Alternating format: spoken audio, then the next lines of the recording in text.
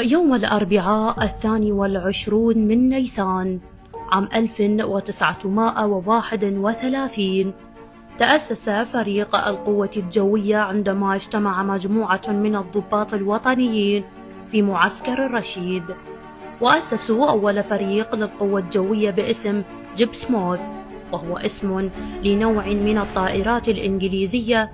ومنذ ولادته نال الفريق دعما شعبيا ومؤازرة جماهيرية، لأنه كان يحقق الخسارة تلو الخسارة بالفرق البريطانية، فأصبحت مبارياته أشبه بالأعراس الجماهيرية، وأطلق عليه لاحقا اسم نادي الشعب.